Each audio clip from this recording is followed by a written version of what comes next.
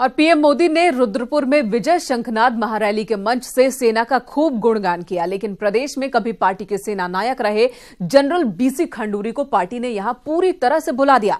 कभी पार्टी की पहचान रहे खंडूरी को मोदी के मंच पर तस्वीरों में भी जगह नहीं मिली। गढ़वाल से सांसद भुवन चंद्र खंडूरी इस बार चुनाव नहीं लड़ रहे हैं और उनके बेटे मनीष खंडूरी कांग्रेस के टिकट पर चुनाव में खड़े हैं।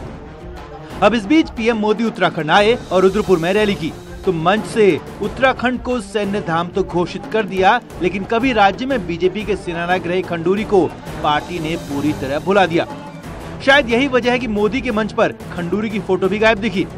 मंच पर पांचों प्रत्याशियों समेत कई और बड़े नेताओं की फोटो लगी थी, लेकिन खंडूरी की फोटो न होना साफ जताता है कि खंडूरी अब बीजेपी के लिए जरूरी नहीं है।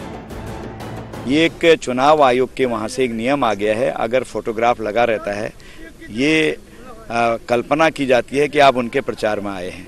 नाम लेने पर यह कल्पना की जाती है आप उनके प्रचार में हैं, इसलिए इस तहत लगाया गया है, बाकी उससे कोई मतलब नहीं था ऐसा। वहीं कांग्रेस ने बीसी खंडूरी की तस्वीर के न होने को उनका अपमान बताया है और कहा कि बीजेपी ने साफ कर दिया है कि ईमानदार खंडूरी अब उनके लिए नहीं है जरूरी।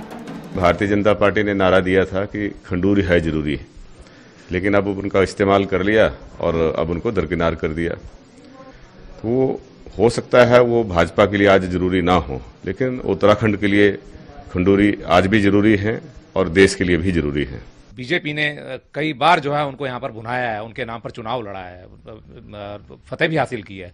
तो ऐसे में अगर खंडूरी जी का वहाँ पोस्टर बैनर्स में खंडूरी जी की पिक्चर नहीं होनी, तो ये साफ दर्शाता कि कहीं ना कहीं ये जो खाई है ये बढ़ती जा रही है।